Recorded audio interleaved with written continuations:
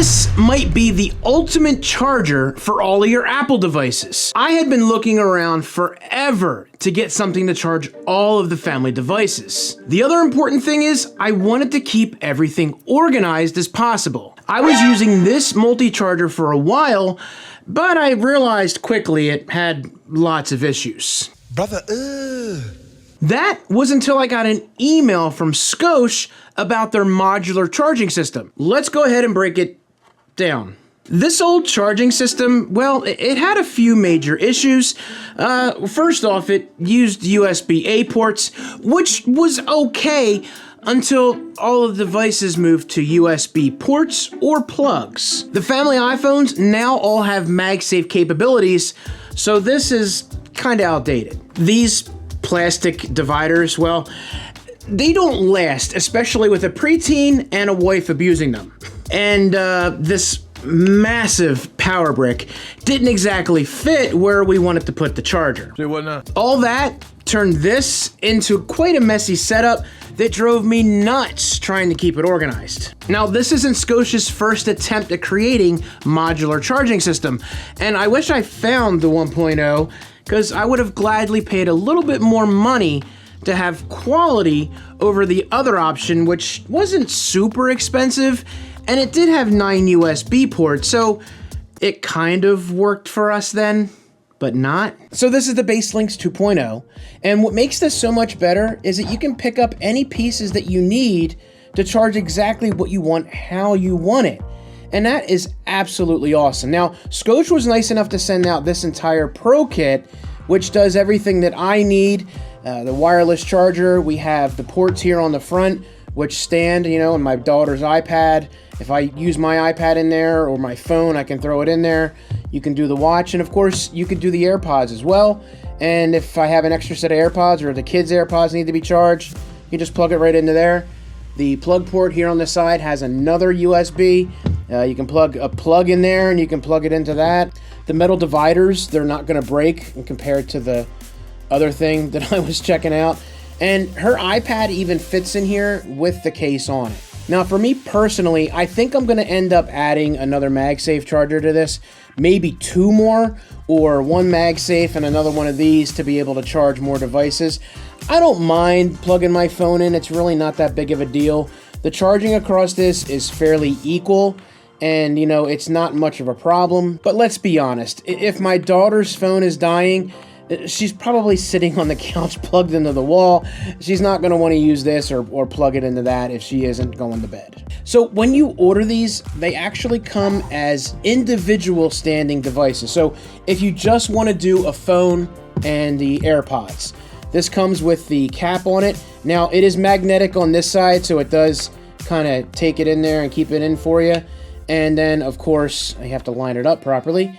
And each one comes with its own power adapter. So this doesn't have that big power brick because everything is housed in the unit itself, and you can just plug it in and boom, you're ready to go. You can plug that into the wall and use it separately.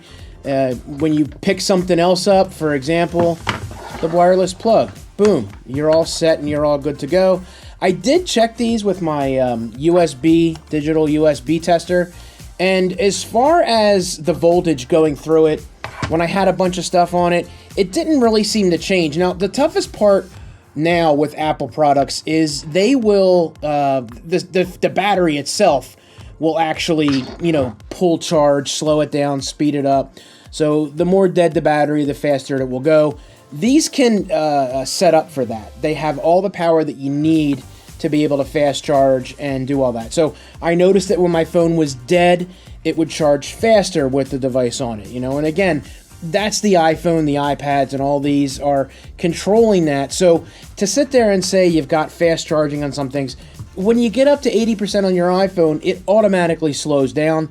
It doesn't matter what you're using. It's gonna take care of it anyway. Now, the one downside that I did see with this, which again, you're not gonna be picking it up all the time, but it does feel like it's a little flimsy.